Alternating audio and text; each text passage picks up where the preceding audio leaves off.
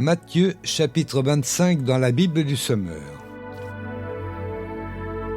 Ce jour-là, il en sera du royaume des cieux comme de 10 jeunes filles qui prirent leurs lampes et s'en allèrent à la rencontre du marié.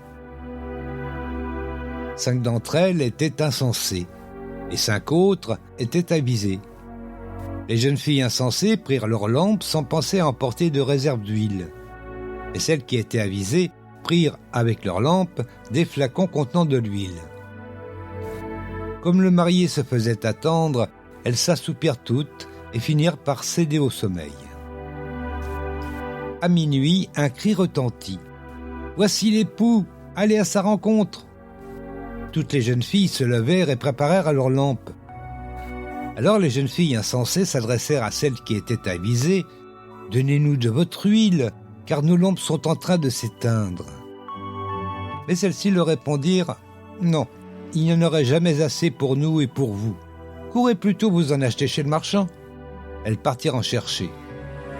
Pendant ce temps, le marié arriva. Celles qui étaient prêtes entrèrent avec lui dans la salle de noces et l'on ferma la porte. Plus tard, les autres jeunes filles arrivèrent à leur tour. Mais elles eurent beau crier « Seigneur, Seigneur, ouvre-nous !» Il leur répondit « Vraiment, je vous l'assure, je ne sais pas qui vous êtes. »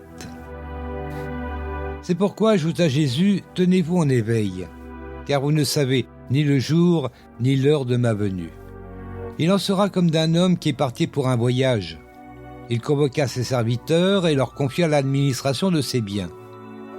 Il remit à l'un 5 lingots, à un autre 2, à un troisième 1 seul, en tenant compte des capacités personnelles de chacun. Puis il s'en alla. Celui qui avait reçu les 5 lingots se mit sans tarder à les faire fructifier, de sorte qu'il en gagna 5 autres. Celui qui en avait reçu 2 fit de même et en gagna 2 autres. Quant à celui qui en avait reçu qu'1, il s'en alla creuser un trou dans la terre pour y cacher l'argent de son maître. Longtemps après, le maître de ses serviteurs revint et leur fit rendre compte de leur gérance. Celui qui avait reçu les 5 lingots se présenta, apportant les 5 lingots supplémentaires qu'il avait gagnés. « Maître, dit-il, tu m'avais remis 5 lingots, j'en ai gagné 5 autres. Les voici. » « Très bien, lui dit son maître, tu es un bon serviteur en qui l'on peut avoir confiance.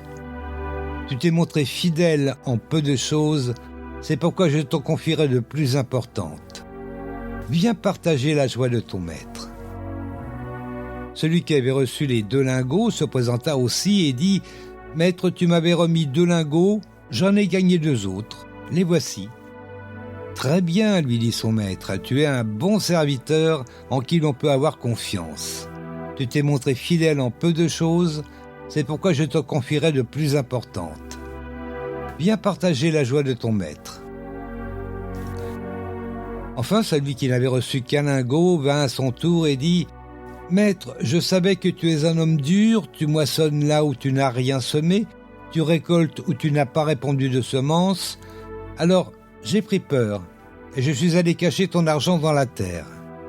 Voilà, prends ce qui t'appartient. » Mais son maître lui répondit « Vaurien, feignant, tu savais que je moissonne là où je n'ai rien semé, et que je récolte là où je n'ai pas répandu de semences. Eh bien, tu aurais dû placer mon argent chez les banquiers, et à mon retour, j'aurais récupéré le capital et les intérêts. Qu'on lui retire donc le lingot et qu'on le donne à celui qui en a déjà 10. Car à celui qui a, on donnera encore, et il sera dans l'abondance. Mais à celui qui n'a pas, on ôtera même ce qu'il a. Quant à ce vaurien, jetez-le dans les ténèbres du dehors, où il y aura des pleurs et d'amers regrets. Quand le Fils de l'homme viendra dans sa gloire avec tous ses anges, il prendra place sur son trône glorieux. Tous les peuples de la terre seront rassemblés devant lui. Alors, il les divisera en 2 groupes, tout comme le berger fait le tri entre les brebis et les boucs. Il placera les brebis à sa droite et les boucs à sa gauche. Après quoi, le roi dira à ceux qui seront à sa droite « Venez, vous qui êtes bénis par mon Père, prenez possession du royaume qu'il a préparé pour vous depuis la création du monde. Car j'ai souffert de la faim, et vous m'avez donné à manger. J'ai eu soif, et vous m'avez donné à boire. J'étais étranger, et vous m'avez accueilli chez vous. J'étais nu, et vous m'avez donné des vêtements. J'étais malade, et vous m'avez soigné. J'étais en prison, et vous êtes venus à moi. » Alors les justes lui demanderont, « Mais Seigneur, quand avons-nous vu avoir faim, et t'avons-nous donné à manger? Ou avoir soif, et t'avons-nous donné à boire? Ou étranger, et t'avons-nous accueilli? Ou nu, et t'avons-nous vêtu? Ou malade, ou prisonnier, et sommes-nous venus te rendre visite ?» Et le roi leur répondra, « Vraiment, je vous l'assure, chaque fois que vous avez fait cela au moindre de mes frères que voici, c'est à moi-même que vous l'avez fait. » Puis il se tourna vers ceux qui seront à sa gauche. « Retirez-vous loin de moi, vous que Dieu a maudits, et allez dans le feu éternel préparé pour le diable et ses anges. Car j'ai souffert de la faim, et vous ne m'avez rien donné à manger. J'ai eu soif, et vous ne m'avez rien donné à boire. J'étais étranger, et vous ne m'avez pas accueilli chez vous. J'étais nu, et vous ne m'avez pas donné des vêtements. J'étais malade et en prison, et vous n'avez pas pris soin de moi. » Alors ils lui demanderont à leur tour, « Mais Seigneur, quand avons-nous vu souffrant de la faim ou de la soif?